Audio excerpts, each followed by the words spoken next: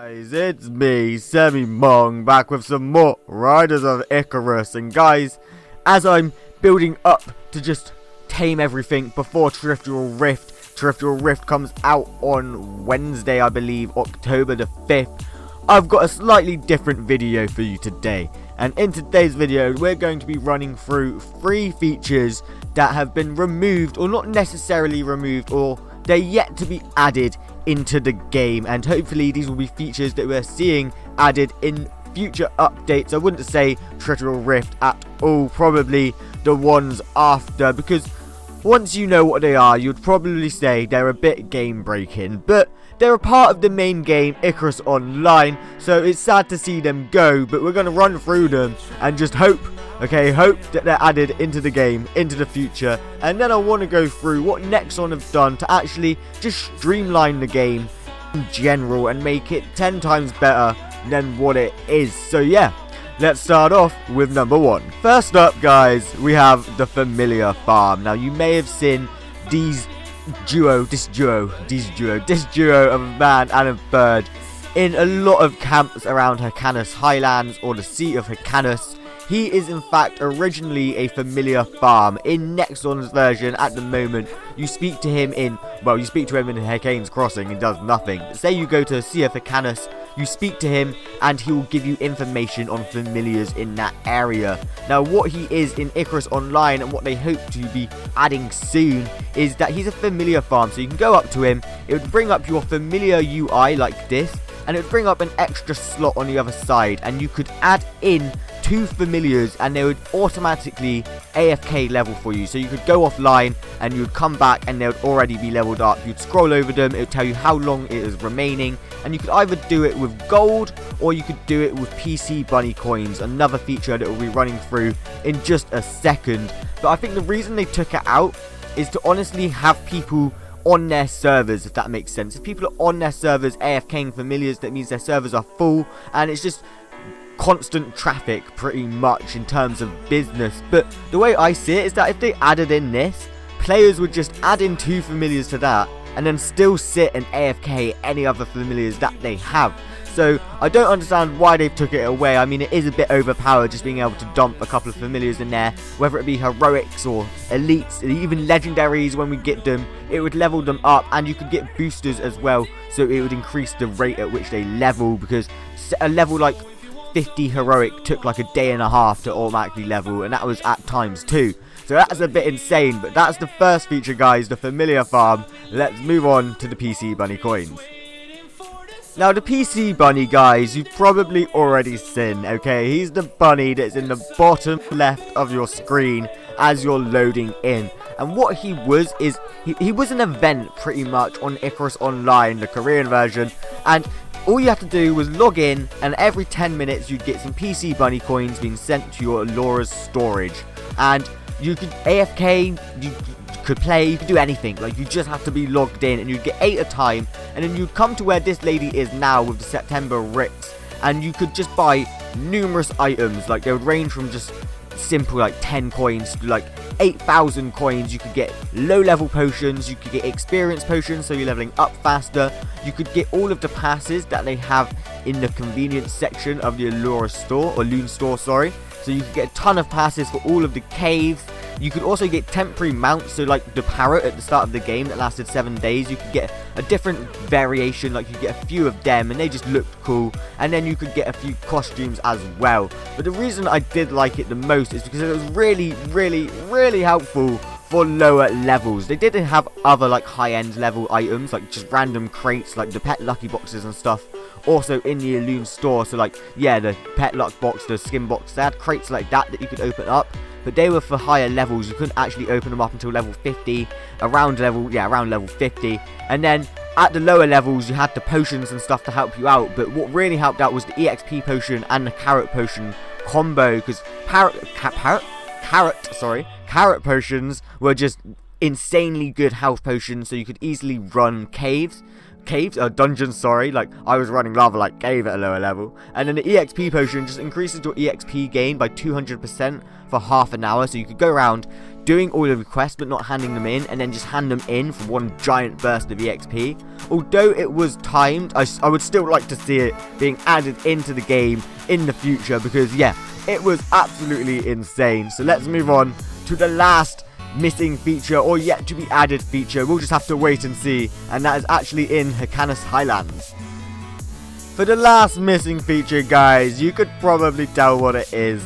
It's fishing, okay? So they had 4 different spots within the whole of the game where you could go fish, and each area would give you different things. And fishing in itself, you could either do manually, so you could do it yourself, or you could sit here and do auto AFK fishing. But because you could sit here and just AFK fish, they made the rods a timed thing. So like you get a 3-hour rod for a cheap amount, 7-hour, a 24-hour, and then you could buy a whole month, 30-day, whole month rod from the Alloon store.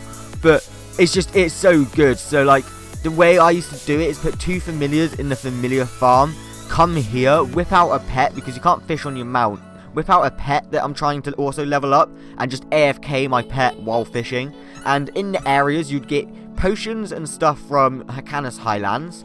If you went to the Sea of Hyrcanus, you would get, I believe it is tempering stones, just stuff along that line, so gear up. And then you'd go to another area, which I'm not going to say, like copyright striked. Copyright striked. You'd get gear, and then you could go to the final area, and you'd get marks and seal stones and stuff along those lines. Obviously, guys, all of these are like slight chance, and you do mainly just fish up fish, which you can trade in and do repeatable quests for to get random like crate boxes and stuff to once again get marks, etc. It is a really good system, and I don't understand why they took it out. Honestly, they've changed up so much in the game, like mechanics wise so far, that they could have just changed up the loot table for fishing and kept it in alongside the familiar farm. But guys, those are the missing features that Nexon have taken away or are yet to add. Let's go through what they've actually done to streamline the game, and that all relies in achievements. Goes down to, you know the word that I'm looking for. But down pretty much in Icarus Online, achievements, first off, I want to go through the dungeons. You wouldn't get rewards like heroic mark boxes and 80 Alloons at a time. There is a few that give you like 100 Alloons, 200 Alloons, but they're just like to get you on your way, get you started. Achievements that you're guaranteed to get, not achievements you really have to work for pretty much. And just adding this in really does streamline the game, even though they've pretty much streamlined it by updating it each month, adding a new area. And Jesus, my jaw is starting to like hurt, like I think I've clicked it out of place. Oh, that hurts. But adding this in just allows another option for you to, another direction for you to take on the game, to just earn Alloons and say earn pets, rather than having to do repeatables. Focus on doing dungeons, getting these achievements complete, getting the Alloons. If you want to get marks, focus on doing the dungeons. You don't always have to grind out the recipe or just grind out gold to buy it. And I think just adding in rewards like this is really good for the community, because not only will you be taking away people like grinding out dungeons completely, you're balancing them out. Some will be doing achievements to get their marks, some will just be trying to grind out gold and buy marks off of people, and then you'll get people that are running dungeons for the recipes and materials to just purely create it. Like, it does spread out a ton of people, and it's just more rewarding. Like, I can't think of anything better than just being able to tame 4 heroics for completing the worst dungeon in the game, to be honest with you. Like, I hate Cavern of the Veil, but the way they've really streamlined it is in repeatable quests. So in repeatable quests in Icarus Online, you don't get many Alloons, and as you know, Alloons pretty much run the game, okay? They get you taming potions, like, what is it, triumphant crafting potions, that's it. They get you boxes, they get you EXP boosters, they get you everything, okay? And in Icarus Online, you only had one achievement that gave you Alloons, and that was a monthly one, and that was the hardest one to complete. All of the weekly ones and then all of the daily ones pretty much. But in Nexon, you've got a streamlined way to earn Alloons, and I do like that. Like, at the end of the game, you're not really going to be too bored. You can either focus on mounts, you can focus on gear, you can focus on just grinding out dailies and getting your Alloons to try and potentially get cool pets and stuff from the crates. But overall, guys, just the way that they've changed up the achievements in terms of being able to just play for longer and get more rewarding things out of it, that honestly has made the game 10 times better. You're not stuck for ideas, you're not really truly focusing on grinding one dungeon because it's the hardest one in the game just to get like 30 illusions from it. But guys, that's it. That's the 3 features that Nexon have taken away. Let's bless up. Tweet at Nexon to try and get them to add these features. Follow me on Twitter while you're there. The link is in the description down below. We've got Instagram as well.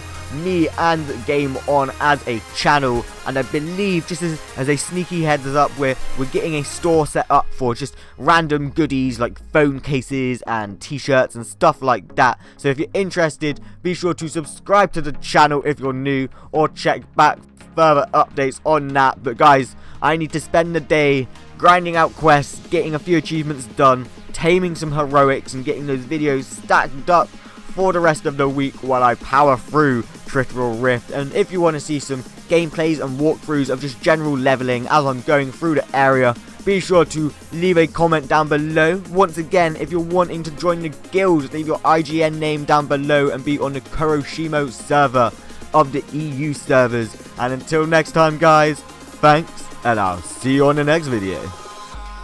I have also started my own Guardian, so as I've reached level 40, or when I've reached level 40 with Pagath, my priest, I'll be focusing a ton on the Guardian, because I play early morning and I play really late at night. I'm talking 11 to 1 o'clock in the morning, and all I see is Frostkeep Heroic 5, tank and go.